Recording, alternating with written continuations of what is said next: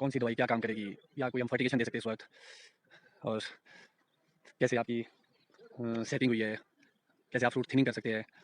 वैसे तो होपफुली जहाँ तक मुझे इन्फॉर्मेशन इस साल काफ़ी अच्छी क्रॉप की रिपोर्ट्स आ रही है, खासतौर पर लो हाइट में, जो कि एक अच्छी बात है क्योंकि बहुत सारी सालें हो गई है जब से हमारे लो हाइट में फ्रूटिंग नहीं आई ऑल ओवर गिने चुने लोगों के हिसाब से। सिर्फ एक चीज़ के लिए आपको पत्तों में स्प्रे करनी पड़ती है, वो होती है पाउडर मिट्टी, क्योंकि पाउडर मिट्टी की जिसको शिकायत होती है उसको स्प्रे करनी ही पड़ती है। और नमस्कार बागवान साथियों, हमारे चैनल बागवानी की बात में आपका बहुत-बहुत स्वागत है। आज के वीडियो में हम बात करेंगे आजकल सेब के बगीचे में आने वाली समस्याओं और उनके समाधान की।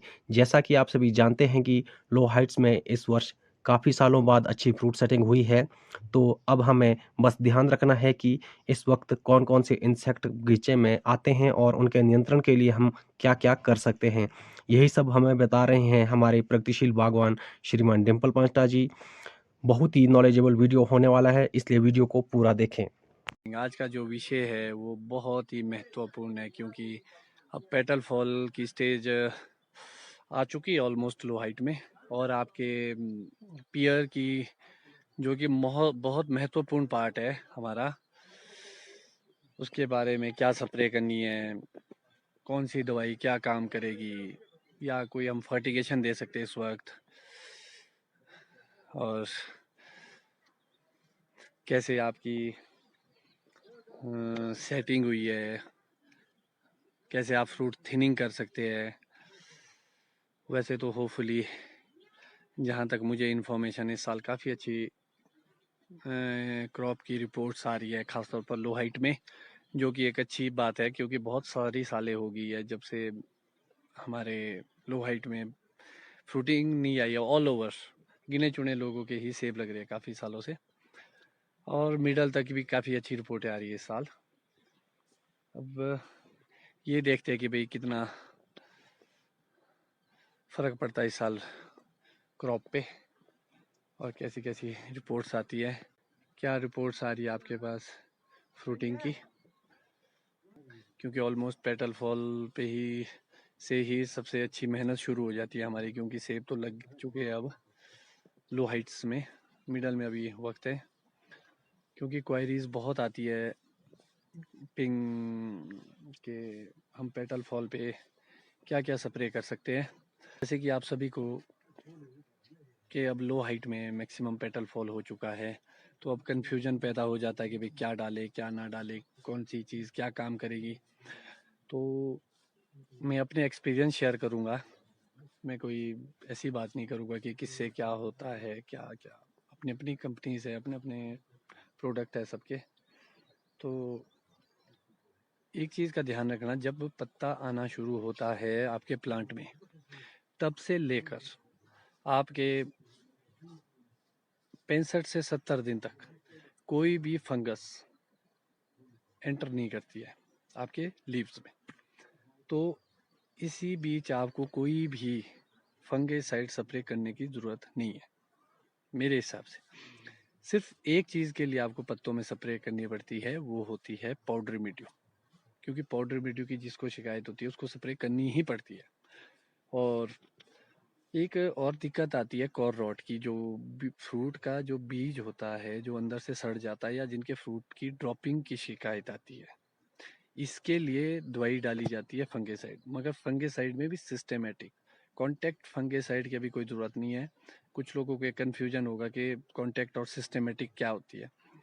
कॉन्टैक्ट फंगेसाइड सिंपल भाषा में आपको समझाऊँ, जो डाइथीन होती है वो कॉन्टैक्ट फंगेसाइड होती है, और जो बेबिस्टीन होती है वो सिस्टेमेटिक होती है। जब भी आप दवाई खरीदे उसके ऊपर लिखा होता है सिस्टेमेटिक और कॉन्टैक्ट, दोनों दवाइयाँ मिक्स करके पड़ती है, मगर अभी नहीं पड़ती है, क्योंकि अभी आप जितना ज़्यादा स्प्रेज करेंगे उतनी ज़्यादा रसेटिव होगी, आपकी रस्टिंग आएगी आपकी ज़्यादा से ज़्यादा। तो ख़ास तौर पर अभी आप फ़िलहाल पाउडर फॉर्म से बच सकते हैं स्प्रे से, और आपको हर स्प्रे में स्टिकर डालने की ज़रूरत है। कोशिश हो तो आप सिलिकॉन बेस्ड जो भी स्टिकर्स स्टिमुलेटर आते हैं आप उसका यूज़ कर सकते हैं। तो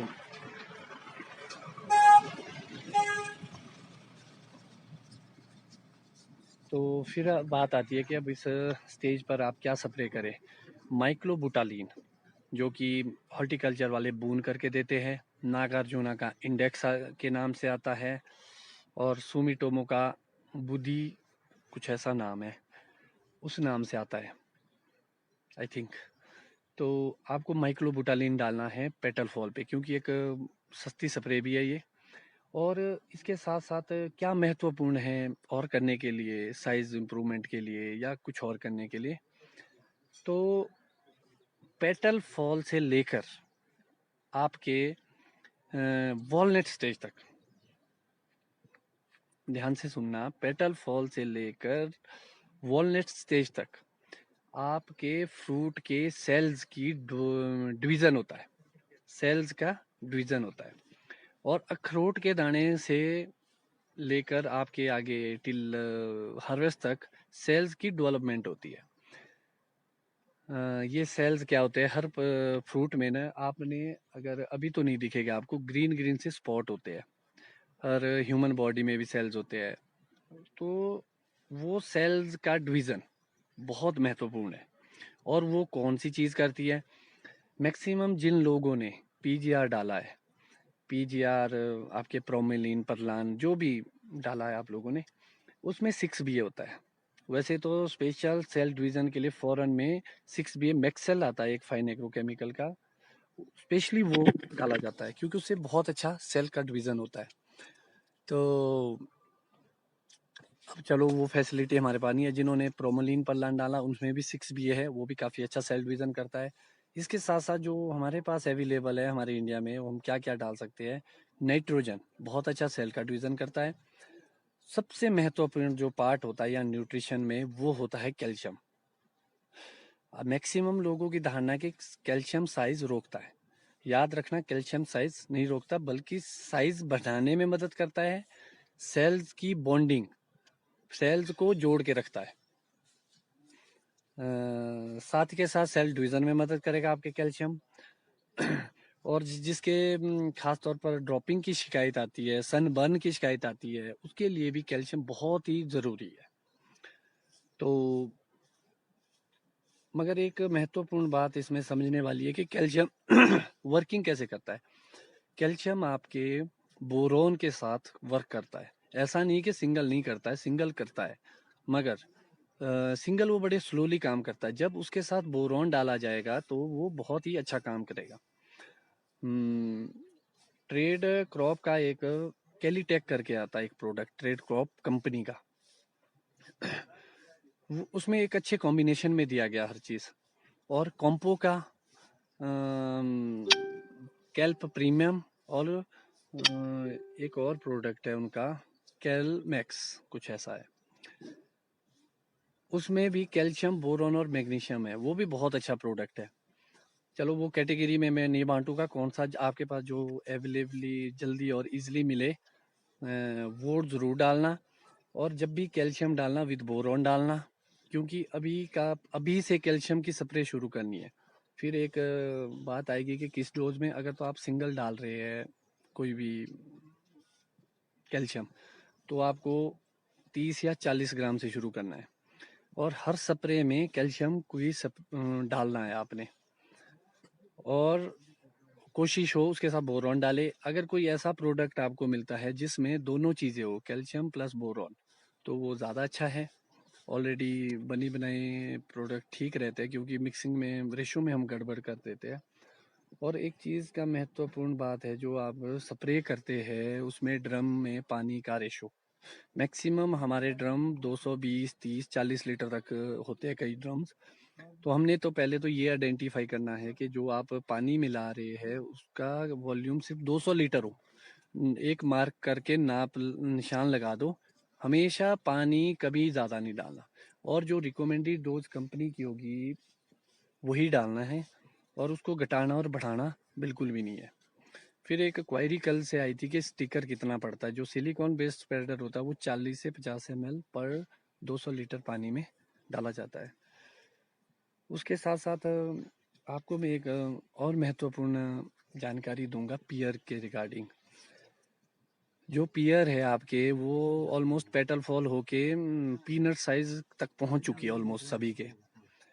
तो लोगों की जो क्वायरी आ रही है मेरे पास कि उसमें रेस्टिंग आती है, खुरदरापन आता है, कुछ ऐसा आता है, उसके लिए हम बोरॉन डालेंगे, क्या डाले। तो मैं आपको एक महत्वपूर्ण बात बताना चाहता हूँ कि ये रेस्टिंग कीड़े की वजह से आती है। एक ना रात को, आजकल का बहुत अच्छा टाइम है, आजकल रात को एक कीड़ा आता है, वो रात को हिट करता है। तो उसमें क्या होता है, वो रात को खाएगा, सकिंग पेस्ट होते हैं वो चूसने वाले कीड़े, वो खराश पैदा कर देगा आपकी पियर में। तो वो आगे जाके रेस्टिंग का कारण बनती है, वही रेस्टिंग होती है। लगभग 1 महीने के इंटरवल के बाद आपने एक स्प्रे रिपीट करनी है फिर से नाशपाती में। तो नाशपाती में आप क्या डालें, नाशपाती के लिए जो प्रोडक्ट तो बहुत है मार्केट में, जो भी आपको सूट लगे। फिलहाल हमने वो प्रोडक्ट लेना जिसमें आपके नाइट्रोजन हो, कैल्शियम हो, बोरॉन हो, प्लस आपने इसके साथ इंसेक्टिसाइड मिक्स करना है। इंसेक्टिसाइड में कौन सा बहुत अच्छा है मेरे हिसाब से, एलिका, एक एलिका करके आता है, वो किस कंपनी का है मैं थोड़ा भूल गया हूँ, चलो जो भी है, एलिका नाम से आता है, वो आप डाल सकते हैं। टाटा का टकुमी आता है, वो बहुत अच्छा है, एक्सपेंसिव, ठीक महंगा है, बट रिजल्ट बहुत अच्छे है। एक स्प्रे आपने तुरंत अभी उसकी करनी है पियर में, और दूसरी 1 मंथ के बाद फिर से रिपीट करनी है, इंसेक्टिसाइड प्लस न्यूट्रिशन। अच्छा जी, उसके बाद अभी आपके सेब के ऊपर भी पेटल फॉल होगा, यहाँ सूढ़ियाँ लगती है आपके जो फ्रूट बोरर होते हैं, क्योंकि रात को एक तितली आती है, हेलिकॉर्म अल्मजीरा नाम है उसका। आप देखेंगे संध्या के टाइम जब आप निकलते हैं तो झाड़ी और घासों से निकल के आती है वो। तो वो क्या करती है, बिल्कुल अगर आप फ्रूट देखेंगे ना, फूल देखेंगे ना, इसके पीछे बिल्कुल यहाँ पर अभी से अपना अंडा छोड़ जाती है वो। रात के टाइम आपने, संध्या के टाइम आपने जरूर बाहर निकलना, आजकल भी है, मैंने बहुत देखी। तो वो अंडे दे देती है यहाँ पे। बाद में क्या हो गया, जब उसका लार्वा डेवलप होता है तो वो बोरर बनता है, जो आपके फ्रूट को खाता है, जिसके लिए आप मेलाथियोन भी डालते हैं। अगर आपने मेलाथियोन डालना, वो भी एक अच्छी दवाई है, क्योंकि वो माइट को बढ़ावा नहीं देती है। तो मेलाथियोन के अलावा भी एक अच्छे, अब टेक्निकल है हमारे पास, जो टकुमी है, टाटा का टकुमी, आप उसको 50 ग्राम पर 200 लीटर पानी के रेशो से स्प्रे कर सकते हैं सेब प्लस नाशपाती में। इससे आपके ना फ्रूट बोरर की शिकायत आएगी, और ना ही आपके कोई और इंसेक्ट अटैक करेगा। अच्छा जी, फिर आपको अगर बायो में जाना है तो आपको नीम ऑयल, फिश ऑयल, या आप गौमूत्र, बहुत अच्छा वो हो सकता है आपके, लस्सी, खट्टी लस्सी और गौमूत्र, उसकी भी आप स्प्रे कर सकते हैं पेटल फॉल पे। तो इसके साथ ही साथ आपको एक बात बताना चाहूँगा मैं, कल परसों से एक बहुत ही बड़ी बात चली है पीजीआर को लेके, कंफ्यूजन क्रिएट किया जा रहा है, ओरिजिनल डुप्लीकेट हम कैसे आइडेंटिफाई करें, क्या पीजीआर के साइड इफ़ेक्ट है, जो भी है वो अपनी अपनी सोच है जी सबकी। तो आपको मैं ना एक कुछ फोटोग्राफ्स दिखाना चाहूँगा।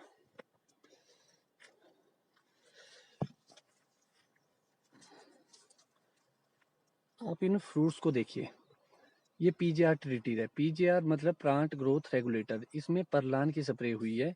अगर आप देख पाएंगे, जो ये फ्रूट है, फ्रूट का जो निचला डाया है और ये ऊपर के पेटल है, ये ज़्यादा बड़ा हो चुके हैं। आपको शायद यहाँ क्लियरली दिखेगा, ये देखिए पीजीआर क्या वर्किंग करता है, कैसे वर्किंग करता है। अब मैं आपको बताता हूँ पीजीआर प्लांट ग्रोथ रेगुलेटर। ऐसा नहीं है कि पीजीआर हमारे पास एक दो ही तरह के, इथरल, प्लेनोफिक्स, कोई भी टॉनिक आप डालते हो वो सारे पीजीआर है। फिर एक बात की जा रही है कि भाई पीजीआर को बंद किया जाएगा, डुप्लीकेसी बंद की जाएगी।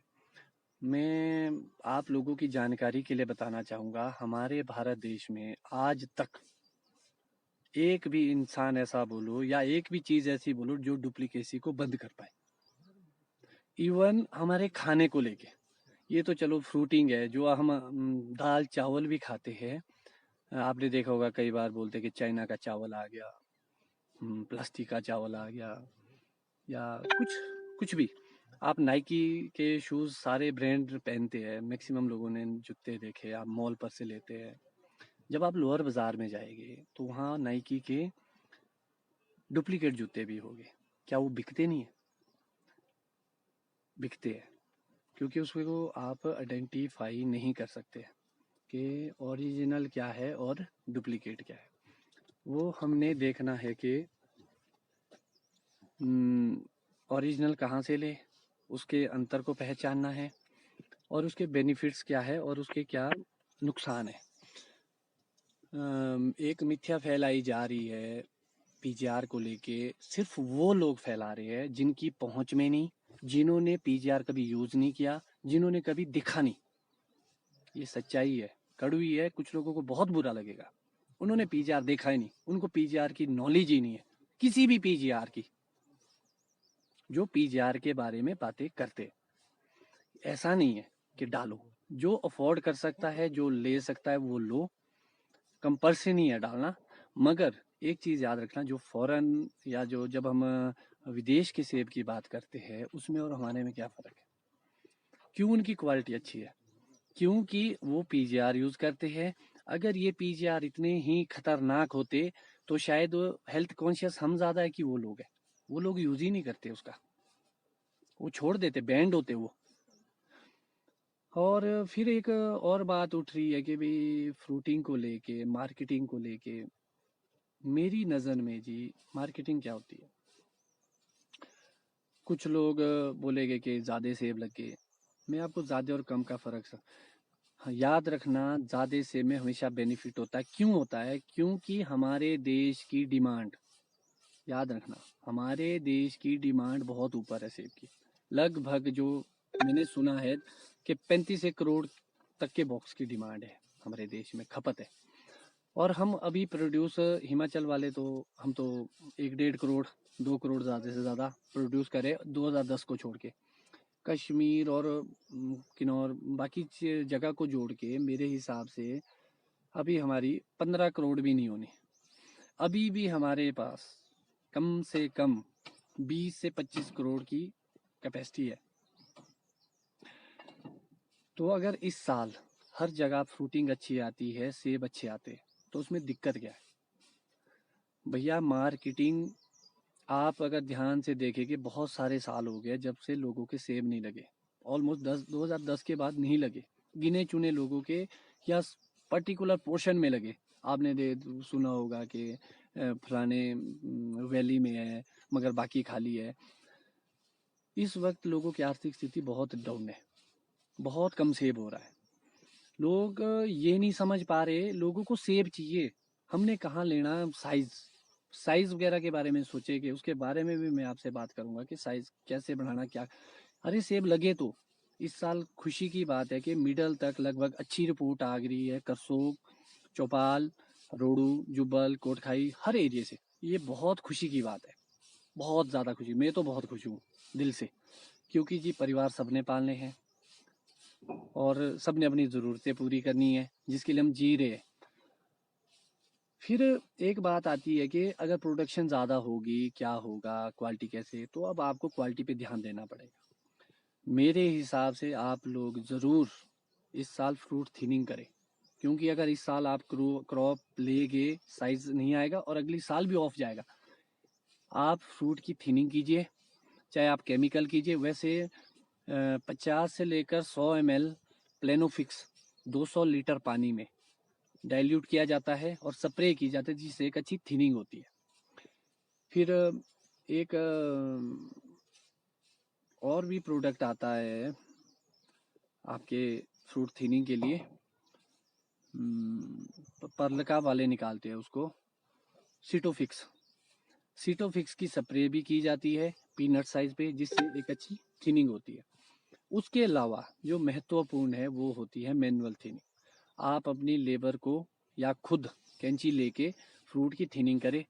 फ्रूट थिनिंग कैसे करनी है इसके लिए भी मैं आपको अभी से बता दूं, क्योंकि मैसेज की क्वायरी बहुत आएगी मेरे पास। फिर जिसको भी देखना यहीं देखे। मान लो ऐसे बर्ड है जैसी मेरी उंगलियां है और ऐसे फ्रूटिंग लगी है, जितने जितने भी लगे हैं।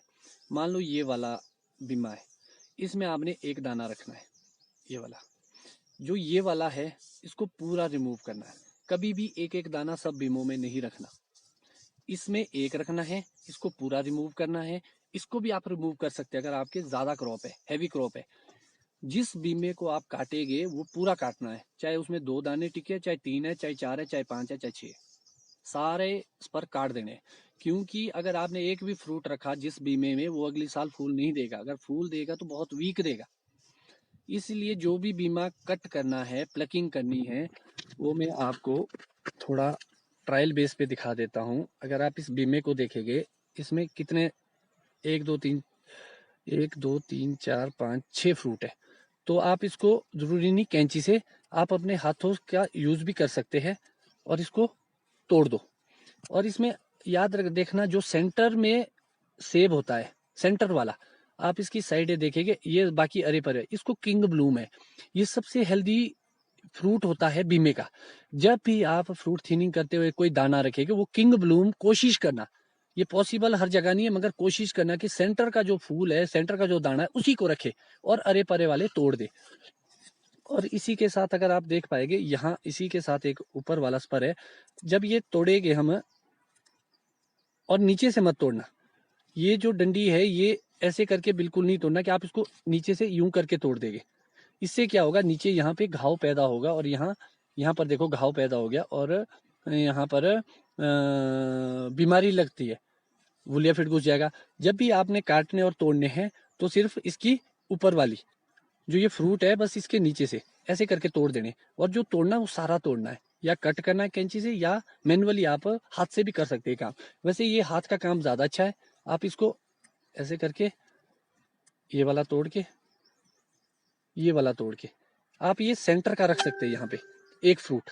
मगर जिस बीमे को खाली करना है, उसको आपने पूरा खाली करना है, उसमें कोई भी दाना नहीं रखना।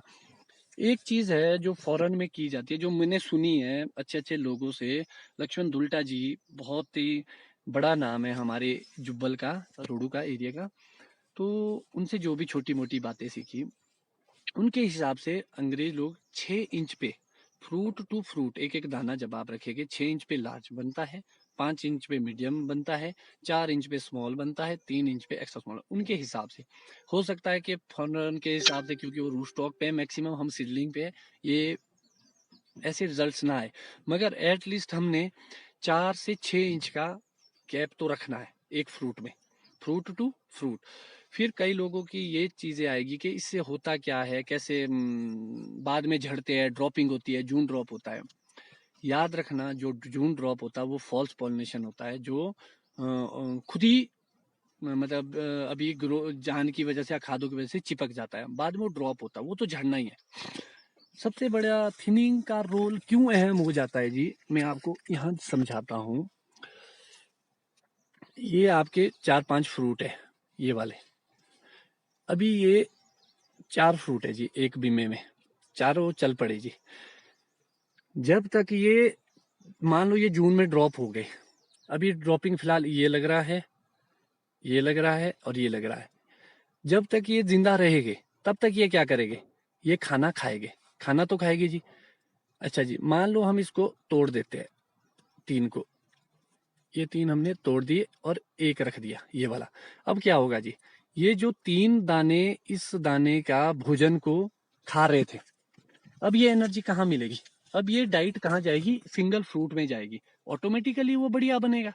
आप ये समझ सकते हैं कि 5 दाने हैं, आपने 4 काट दिए, एक रख दिया। आजकल आजकल वैसे अर्ली है अभी, आप लगभग पीनट साइज तक 10 mm जितना सरिया होता है मोटा, उस लगभग 10 mm का सरिया इतना होता है जितना मेरा थंब होगा लगभग।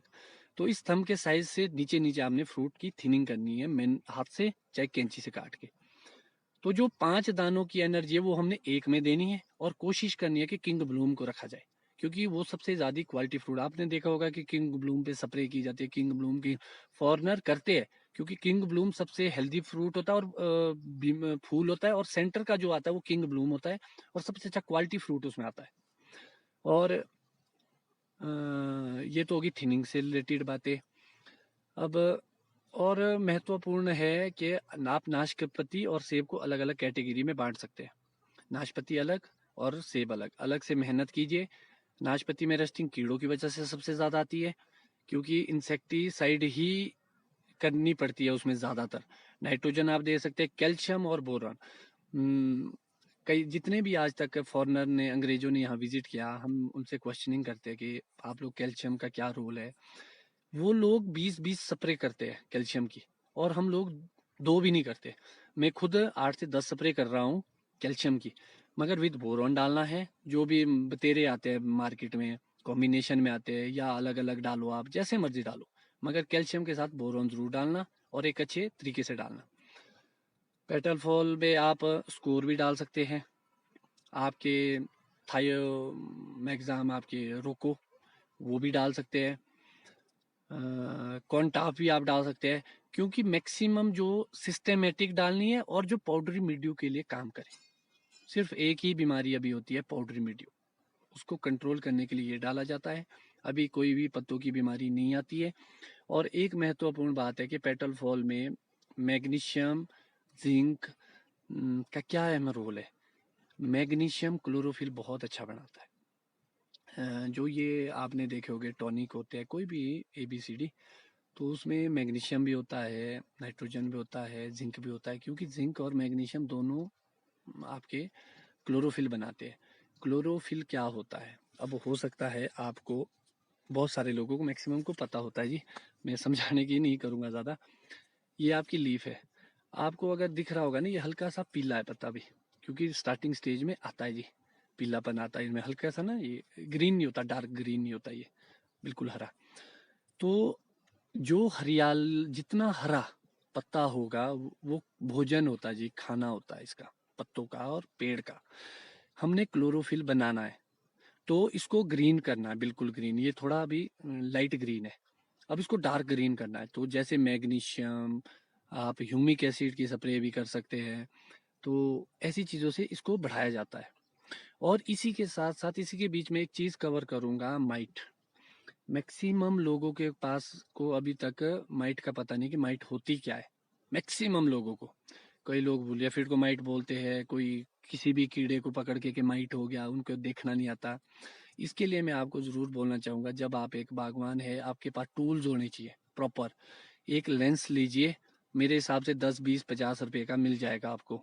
और जिस कंपनी से आप माइट की दवाई खरीदते हैं, जिस लाले से आप खरीदते हैं, उनके पास कंपनीज लेंस देती है, लेंस फ्री ऑफ कॉस्ट देते हैं। आप लालों से डिमांड करो कि हमारे को लेंस दे, या तो आप खुद भी परचेज कर सकते हैं। तो उससे उससे आप पत्तों पे देखना, लाल लाल कीड़ा होता है, एक बहुत छोटा होता है, आंखों से भी दिख जाता है। कई बार आप अगर ऐसे दो हथेलियों के बीच में या दो उंगलियों के बीच में यूं दबाएंगे, पिंच करेंगे, तो उसमें खून लग जाता है आपके उंगलियों में, तो वो माइट होती है। ऐसा नहीं माइट नहीं आती है, माइट आती है। वो आती क्यों है, वो आती है क्लोरोफिल को खाने के लिए। जैसे ही आपके वो क्लोरोफिल को चाट देगी, आपका पत्ता बुरबुरा और हार्ड हो जाएगा। पत्ता हमेशा नरम होना चाहिए, बिल्कुल सॉफ्ट। जितना सॉफ्ट होगा उतना अच्छा होगा। तो आपको लग जाएगा कि हार्श हो जाएगा, वो देखना हमने। दो तरह की दवाइयाँ होती है, एक जो की जाती है, एक प्रिवेंटली और एक प्रिकॉशनली। मेरे हिसाब से, चलो बाकी डिस्कशन आगे आप लोगों के साथ हर चीज़ के बारे में कोशिश की जाएगी कि आपको समझाया और बताया जाए। तो फिलहाल मैं माइट की बात करूंगा। माइट एक ऐसा कीड़ा है, या एक ऐसी बीमारी है, जिसका इलाज हमने पहले करना है। समझ रहे हैं आप मेरी बात? हमने प्रिवेंटली नहीं करना, प्रिकॉशनली करना है, क्योंकि वो आएगा ही। क्योंकि जब अंडे तो हो गए इसमें, अंडे तो हो गए और वो फटेगे भी। जब वो फटेगे, मान लो वो 10 दिन भी जिंदा रहते हैं और आपके पत्तों को खाते, तो पत्तों की हरियाली को बिल्कुल खत्म कर देते हैं। एक बार अगर पत्तों से क्लोरोफिल चला गया, क्योंकि सारी साइजिंग, फ्रूट साइज, फ्रूट की भोजन, सारा इस पे क्लोरोफिल पे डिपेंड करेगा। तो आपने जो भी माइटीसाइड डालनी है, आपके ओबेरॉन आता है, बोर्नियो आता है, और मैडन आता है। हॉर्टिकल्चर में मैडन भी आता है एक। जो जो अफोर्ड नहीं कर सकते प्राइवेट से, वो सरकारी दुकान में जाके मेडल ले सकते हैं। मगर ये करनी है जल्दी, और कब करनी है इसका टाइमिंग में मैं आपको बता दूं। मैक्सिमम कोशिश करो कि आप कर दो इसको पहले ही, इसको करने, क्योंकि वो अंडे को फटने नहीं देगी। ये वाली रजिस्टर भी आती है एक, वो अडल्ट को मारती है। जो अंडों से फट चुके हैं वो उनको मारेगी, वो अंडों पे असर नहीं करती है, क्योंकि मैक्सिमम वो ब्रांड चला है लोगों के दिमाग में, जानते नहीं है लोग दवाई के बारे में। तो मेरे हिसाब से जब पीनट साइज होगा ना जी, लगभग कितना कंचे के से छोटा छोटा, वहीं पे आपने माइटीसाइड डालनी है, माइट की दवाई। ओबेरॉन, बोर्नियो बहुत अच्छी है, मेडन बहुत अच्छी है। ये तीनों अलग अलग, एक नहीं है, ये इकट्ठा मिक्स मत करना क्योंकि कंफ्यूजन हो जाता है कई लोगों को पैदा। कोई भी एक दवाई इनमें से सिलेक्ट करके आप स्प्रे कर सकते हैं, जिससे क्या होगा, वो अंडे फटेंगे ही नहीं।